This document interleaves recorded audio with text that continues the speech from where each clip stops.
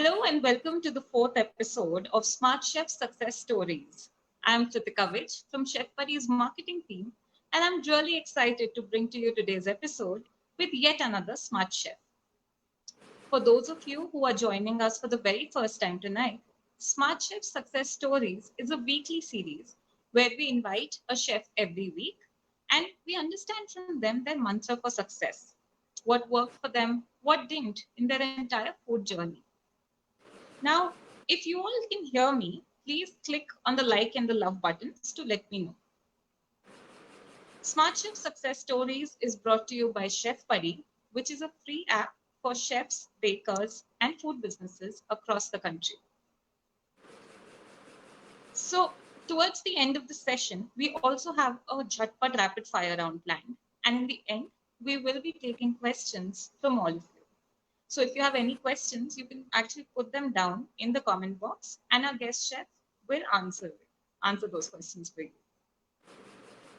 Before I begin and start talking about today's episode, what it's about, I would like to know from our viewers if any of you has a food business and what kind of business is it? Is it a restaurant? Is it a home-based kitchen? Or is it some other kind of food business? Please let us know. Moving on. So these last few months have not been easy for many businesses, including the food industry. For home-based kitchens, the problems have ranged from unpredictable supply of food ingredients to non-availability of domestic help. For restaurants and other businesses, the problems have largely been due to the lockdown restrictions and shortage of staff, among other things. It's not been a smooth sail so far. But the key is, how can you stay positive in these times? It's a definite challenge. And we will be discussing this at length with our guest chef tonight. Tonight, on Smart Chef Success Stories, we have with us Chef Abhijnan Mukherjee, an engineer turned restaurant owner. 6 years back, he started his own restaurant called Patefull, which is a multi-cuisine restaurant in Bangalore. And until recently, it was a fully functional dine-in plus delivery restaurant. When the pandemic hit, he had to do things a little differently. And he changed his model to a delivery-only kitchen, which he manages partly from his restaurant kitchen and partly from his home kitchen. Well, let him do the talking. Let's get into a discussion with him. And a very, very warm welcome to you, Abhijnan. Welcome to Smart Chef Success Stories. Thank you, Premier. So why not begin with telling us a little about yourself? So, hi all. This is Abhijnan Mukherjee. I'm from Kolkata. I am staying in Bangalore since 2002, and I came here for studying mechanical engineering. And since 2007 till 2016, I worked in the mechanical industry. And while working there, I started my restaurant in 2013. So I was working as well as looking after my restaurant for 3 years. Then in 2016, I quit my job and I completely focused on my restaurant. So it has been quite a journey actually. I learned a lot during the whole time. And this whole crisis, this whole pandemic has put us in such a situation that I don't know. We had no clues in March when the lockdown started. We had no clues how to go about our business, very frankly. And through the course of time, we figured out some other things. So that's my introduction. Right. We'll talk more about that soon. But we are curious to know, Abhijnan, from a mechanical engineering background to a food entrepreneur, to a restaurant owner, how did that journey take place? So, Kritika, I was always very, very passionate about cooking. My cooking started when I was in class 5, and I used to take breakfast orders for my parents and my sister in the summer vacations and all. So, I started getting a knack of that. Then, when I came here in Bangalore, my mom had given me a few recipes, normal Bengali dishes. So I started cooking those. I learned cooking mainly from those recipes and I started enjoying it a lot. and the people for whom I used to make those food, they also loved it, and they kept on telling, "Okay, boss, you are really talented. You should have a restaurant business." And frankly, I also had it in the back of my mind that someday I will start a restaurant, have my own place. And it just so happened that in 2013, while working, I was like, okay, now I have to start because it's been almost 7 years that I have been working, and I should start now. This is the correct time. So I was started looking for places, and I got this place where I started Patefull. It was very close to my restaurant, my office as well. So it suited me, and that's how I started. Wonderful. Wonderful. So I know this was back in 2013, 7 years ago, right, when you Yeah, started this.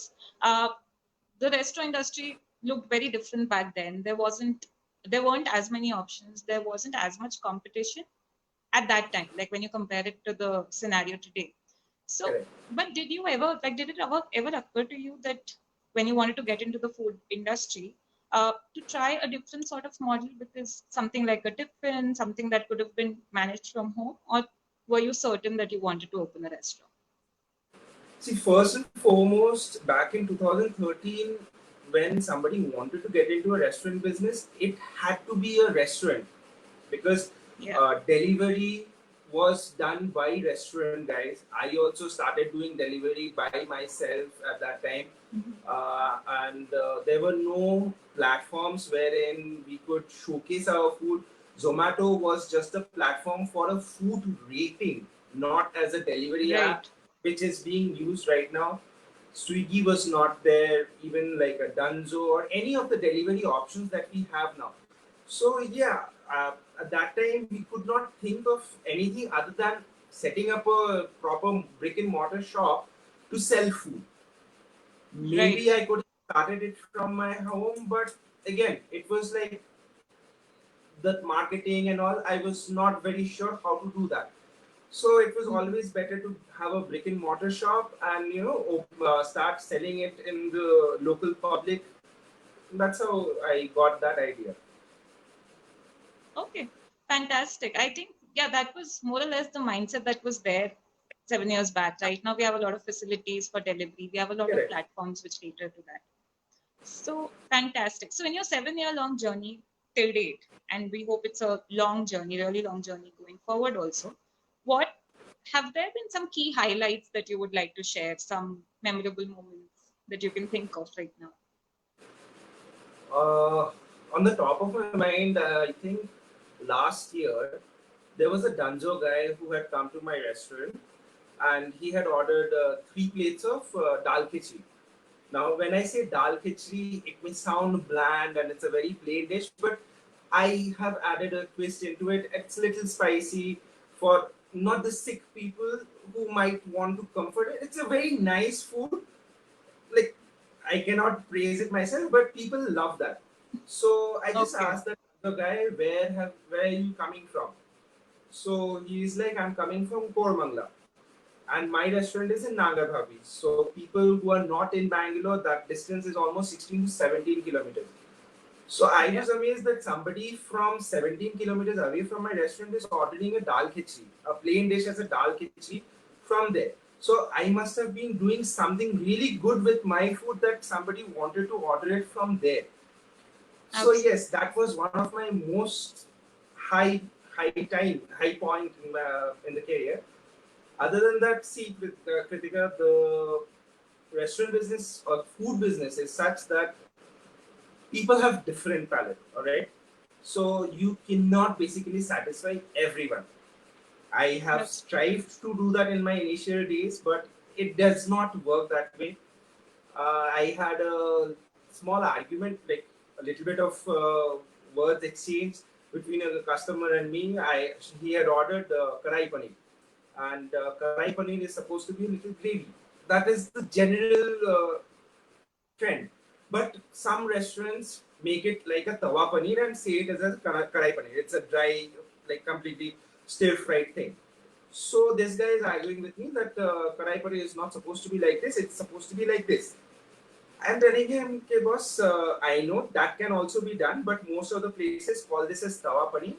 We call this as karai paneer here. This is how we make it. So he went back and gave a negative review in Zomato and all that. But still, with all the negative reviews and everything, I am at a 3.9 star rating in Zomato. So I have achieved that. I try to maintain the quality what I have served in my first year. I still try to maintain that same quality till now. People who have eaten my food in the first year, the students who have passed out. A few months back, one of the guys had come down to my restaurant. He said he had some work in the college where he was studying. So he had come down to my restaurant. He wanted to have the food, and he, while paying the bill, he said, "भैया आपका food अभी भी वैसा ही है जैसे हमने खाया." The way I remember. Okay. So that felt good. That is a very important thing to remember in a restaurant business, that your food quality cannot, for whatever reason, cannot go down. Absolutely.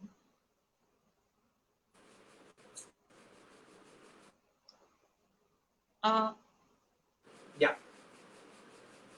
Absolutely. I think I stopped when you said someone ordered dal khichdi from 17 kilometers away. I mean, if you can make dal khichdi that interesting, I'm sure people come from all over Bangalore to your restaurant. In fact, we have Bhargav, who's actually commented here saying that dal khichdi from Abhijnan for sure is really unique, wholesome, and great portion too. He makes the best palak paneer also. Yes, palak paneer. Actually, I have a very good story about palak paneer. Palak paneer, I started, like, the first time I made palak paneer was when I was in class 9. And I had taken to school the next day, and people loved it. Like, people just went gaga about it. Wow, okay. So, and I have been mastering that. Till now, everybody loves my palak paneer. Even in my restaurant, be it at my home, if I make it, they just love it. My daughter's favorite is palak paneer right now. Okay, that's an achievement. Getting a kid to like palak paneer, that's the real achievement. So that's fantastic. Now, these were some of the real, like some of the highlights. I'm sure there would have been so many good moments, great moments that you cherish from your journey so far. But like in any business, like even the food industry or the food business, sometimes there are some lean months or slow months in general, even before the pandemic.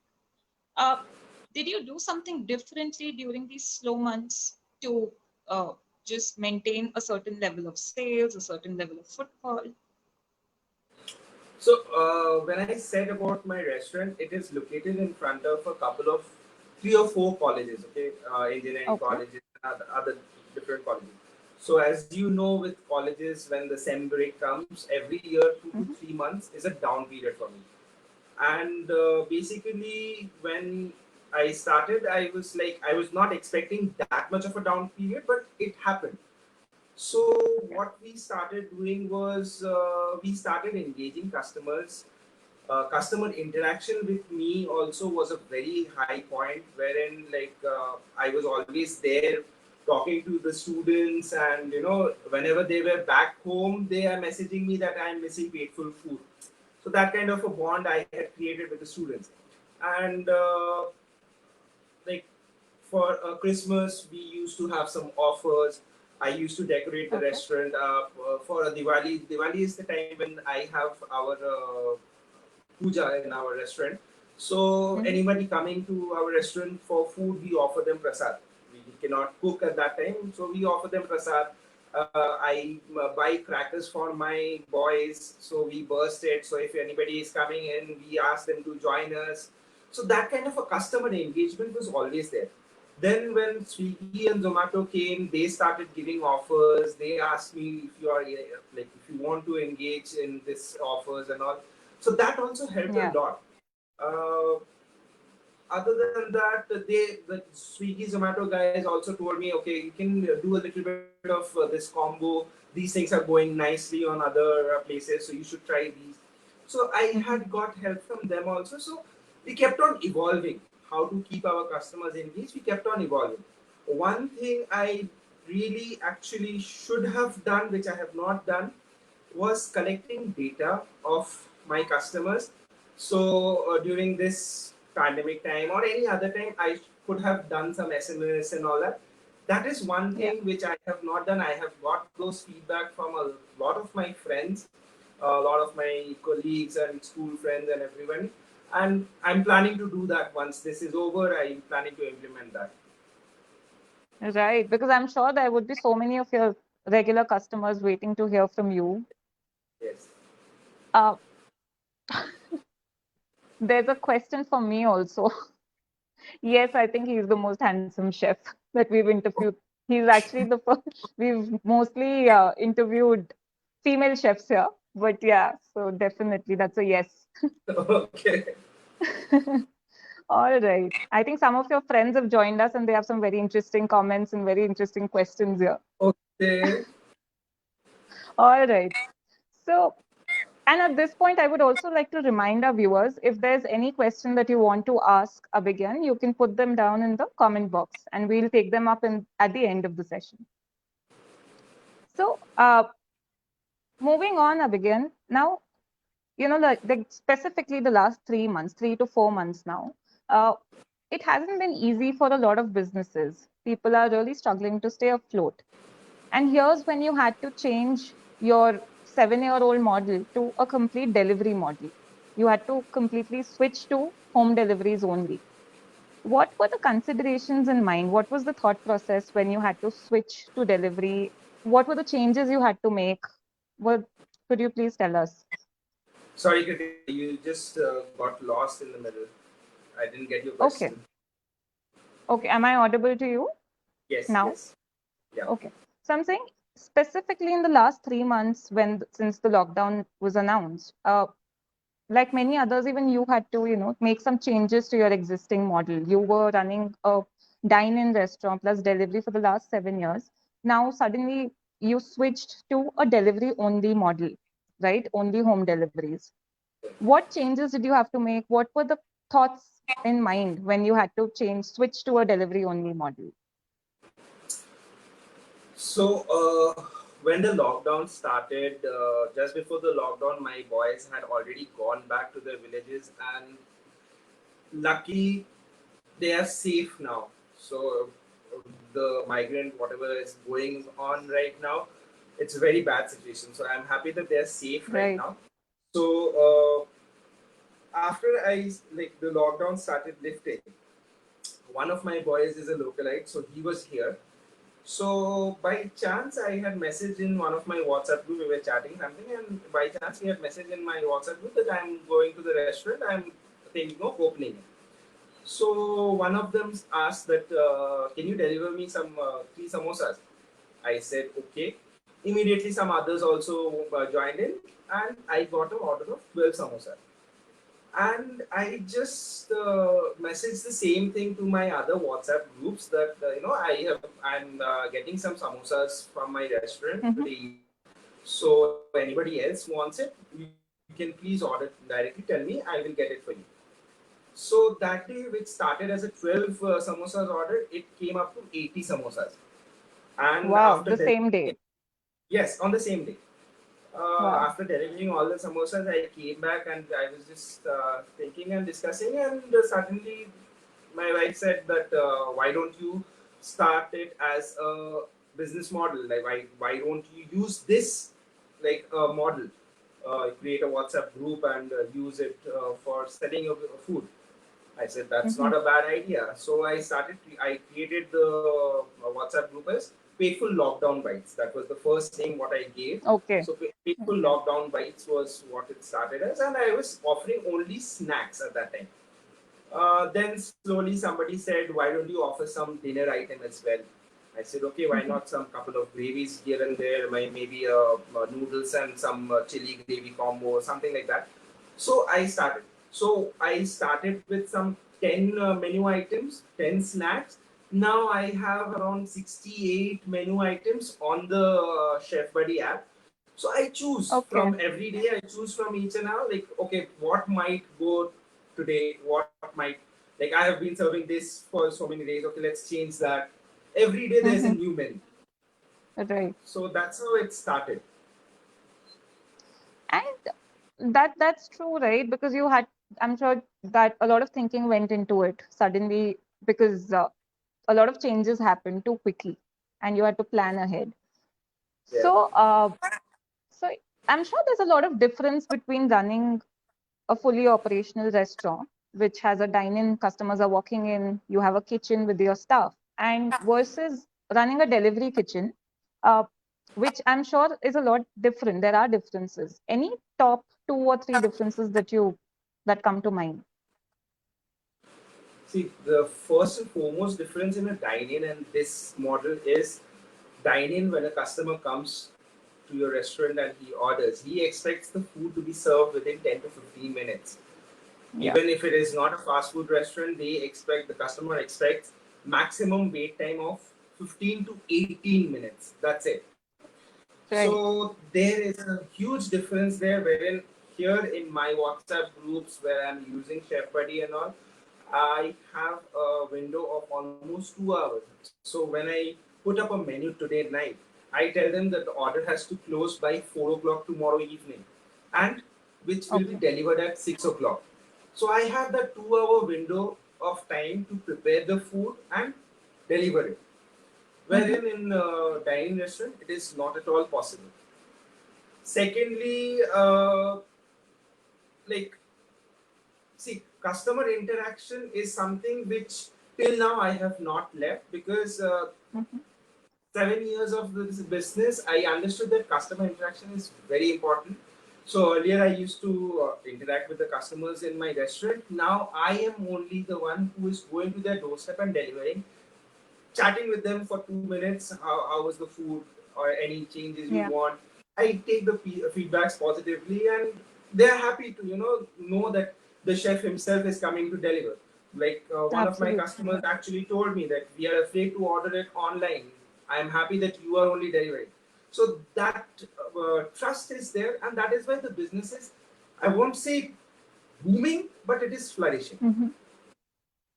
That's great to know. That's really good to know. So, how has the menu changed? Because you said that you had a lot of items in your menu when it was a dine-in, uh, setup. Now I there are had still almost 68 items, is what you say. I think there's some lag, Abhijnan, in between. 178. 178. Yes, that includes the cold drinks and juices and stuff. But yes, that is Right. the total menu. So how has it So changed? from Like there, now, how, yeah. So what happened was, I was actually strategizing how to cut down on the inventory. So Mhm. what happens is, I'll give you an example. I have a item in my menu called corn methi pulao. Now for that I have this kasuri methi. So for kasuri methi, what else can I take it out? So I thought of, okay, methi malai paneer and methi Right. malai chicken. But just because of I'm purchasing the kasuri methi, I have to purchase the malai also, the paneer also for this methi malai Right. paneer, as well as the chicken also. So it started mushrooming out.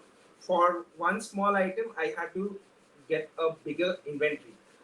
Yes. So that started, kind of uh, chunking on my whole business model.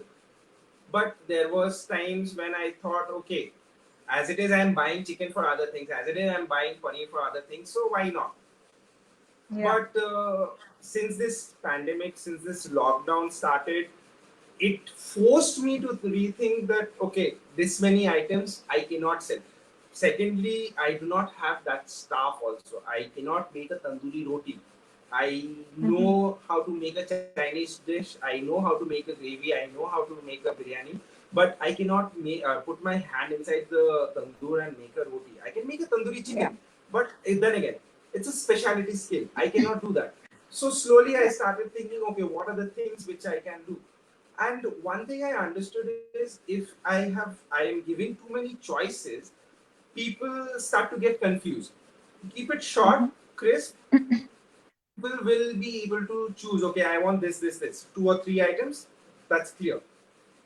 So that's how I actually evolved, and that is how I'm working right now. Okay.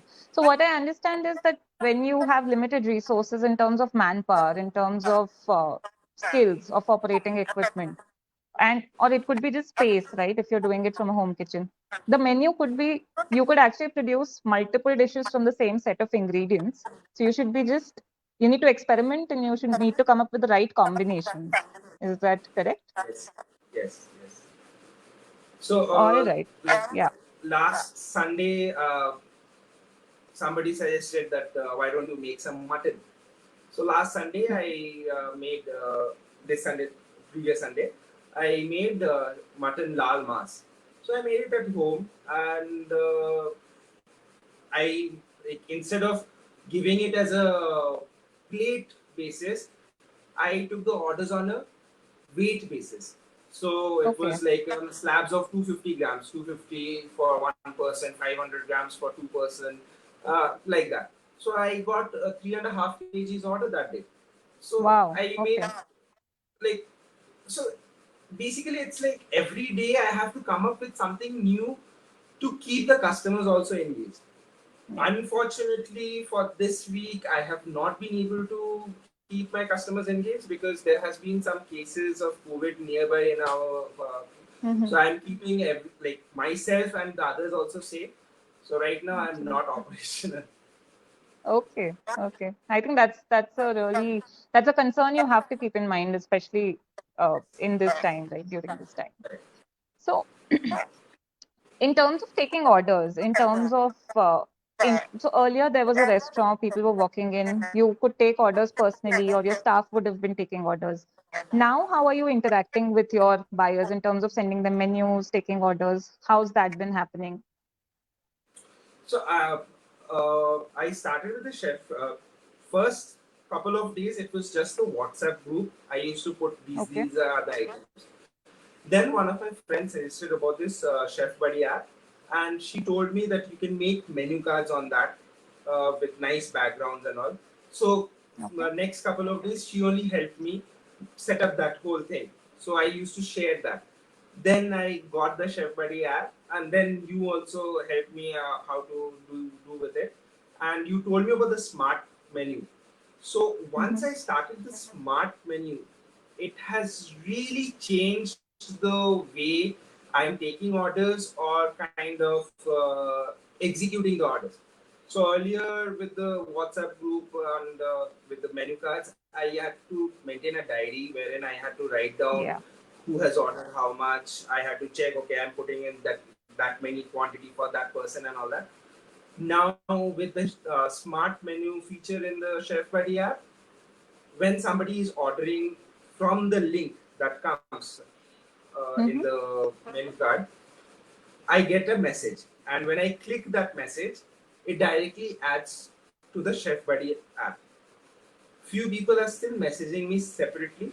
So what I do is I take their orders, I go to the Chef Buddy app and add it to that. So what Okay, happens is I have a whole day's consolidated list of orders. So I right. just have to see there. If I have more than 20 orders, there's a nice feature wherein I can download an Excel sheet, and I Mm-hmm. just download it and I see what items, how many quantities. I just use the filter and I know exactly how many quantities I have to make. So that has helped a lot. Chef Buddy has helped in those terms very much. Well, that is good to know. I hope Chef Buddies helped you in reducing your manual efforts, right? What you have been doing so Yes, far. yes. So it becomes really, sometimes I was like, okay, am I missing anything? I had to check 3 4 times. Yeah, Now just because I have that app, okay, in one place I have it, I can, like, not forgetting my right. diary to the restaurant. All those hassles are not there. Yes. Thank you so much. That's really encouraging for us as well. Uh, now, Abhijnan, just to wrap it up, right? Wrap up our discussion. Given the circumstances right now, given the whole situation here, is there any tip or any suggestion that you would like to give all the food business owners who are watching us tonight? In the current scenario, Kritika, it's like, hang on. Like, I am also struggling. I know everybody is struggling right now. Yeah. It's only that you can hang on.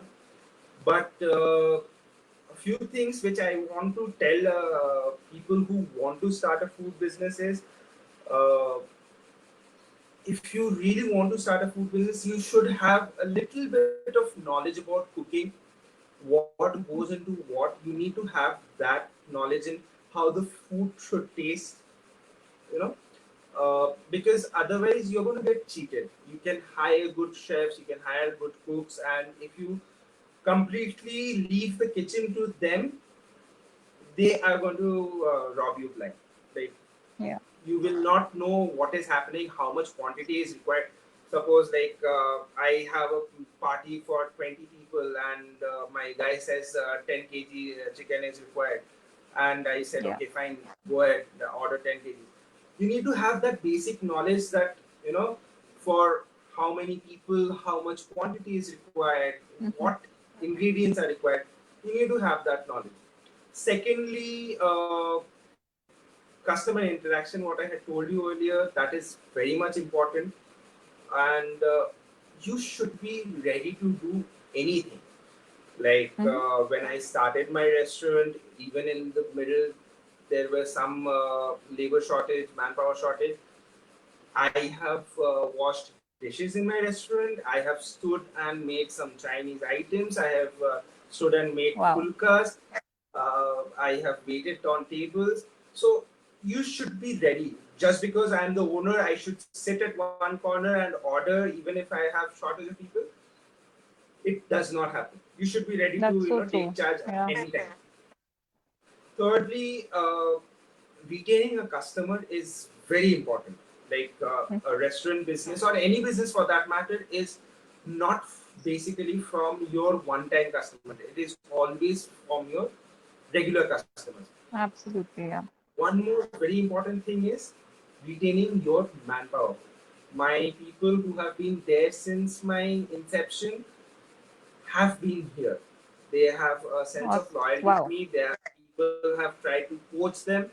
I'm really thankful to God that at least they are still there with me, even in this difficult situation. I am in touch with the guys who are in back in village, so they are like hanging on in there. So that is very important because what happens is once you know the main cook changes, the quality of the food in your restaurant will differ. Why I am saying this is because I always believe this, that how much ever standardization we can do, a pinch is always different from my pinch to my cook's pinch to someone else's Absolutely. pinch. Yeah. How much ever I write it in a chef's card that you are supposed to take this much, this much. So basically, I'm not from a hotel management background. I do not have a chef's card. I know what is the Yeah. proportion. So I know how much is required to make one dish.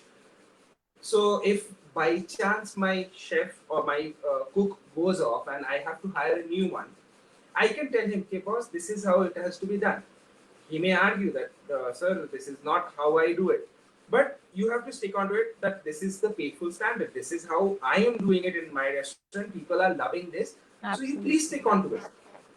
So that is one very important thing, that you should try to keep your people loyal to you. And if you are not able to, at least you should have good knowledge what is going inside your kitchen, so that by chance tomorrow you have to fire somebody, you have a replacement and you can train him accordingly. Right. I think these are very useful pieces of advice. And Yes. yeah, so before we move on to the next segment, Abhijnan, I just want to say that your journey has been truly, truly inspiring. There's so much that we learned from you today, and I'm sure your experience will help so many others who are watching us tonight. I hope so.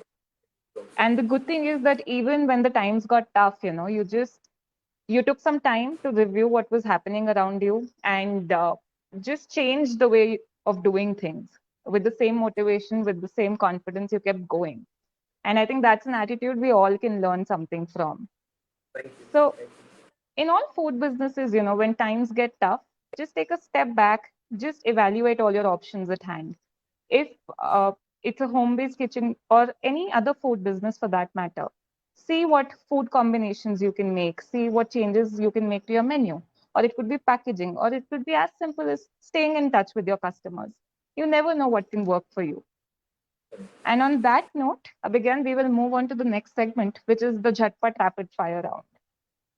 Okay. So I will be asking you 5 questions, and you'll have to answer those questions in a Jhatpat manner as quickly as you can. So do I get a hamper after that? You get good support from the Chef Buddy team whenever you need. Okay. That's a hamper. All right. No. Okay, so we'll begin. Sure. Okay, what's the last dish that you cooked today? Tanga mach. That's a Bengali fish. Okay, So all right. I made much. Perfect. Coffee or tea? Coffee. All right. And if you had to cook for a celebrity, which celebrity would that be?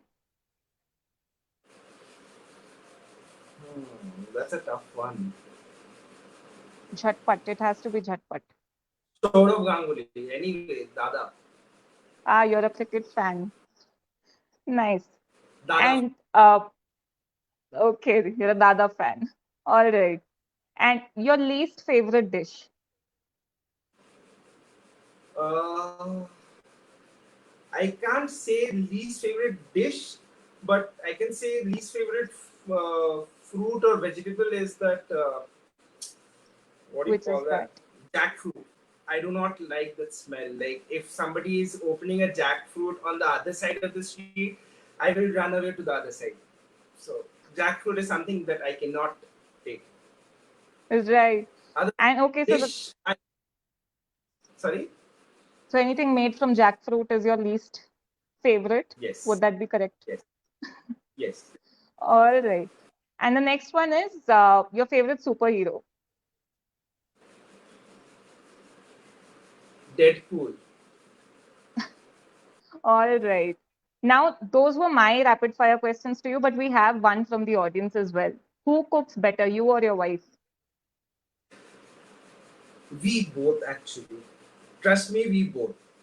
Like my wife doesn't get to cook that much, but earlier, long time back, when like we had a cook at home and Sundays used to be our time for cooking, we used to have a fight who's going to cook. Like I used to say I want to cook and she wants to cook. So both of us basically have a very good tendency of cooking. All right, that's fantastic. So I think, Somadeep, you got your answer to that question. And that's about it. So I had a lot of fun asking you these rapid fire questions. Now let's see if some viewers also have questions for you. Just give me a moment till I check. So Ankita wants to know, how do you take care of the sanitization and the safety during this time?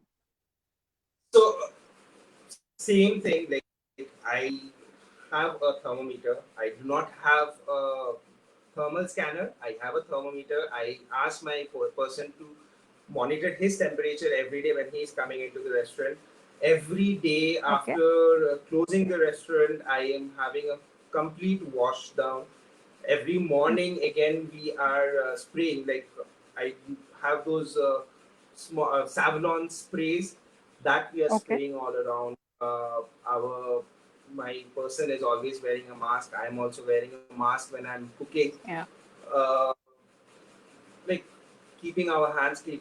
See, before even the pandemic, sanitization is something which restaurant business always has to maintain. Absolutely. Right? So mask is just one more addition. Maybe a alcohol-based sanitizer is another addition to our process of sanitizing our restaurant or maintaining the hygiene, but it is always there. So yes, it causes little trouble wearing the mask and cooking, but it has become a mandatory. So I cannot do without that. All right. I think that answers the question. Now, Meenakshi asks you, do you also sell Bengali Kali Puja Wali Khichdi?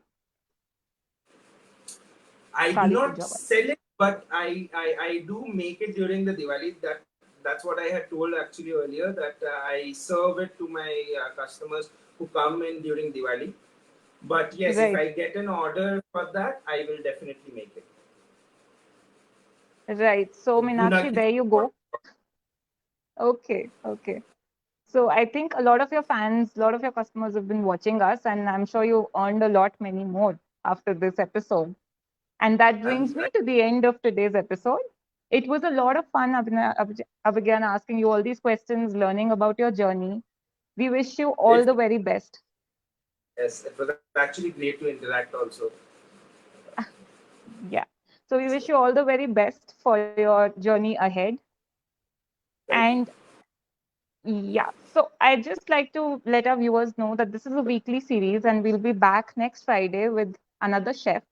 And for any updates related to this series or what Chef Buddy has been doing, you can like our Facebook page to stay updated. That's it from me. Thank you so much, Abhigyan, once again. And thank you for all of you who have been watching us tonight. Have a wonderful weekend. Good night. Thank you. Thank you. Good night, everyone.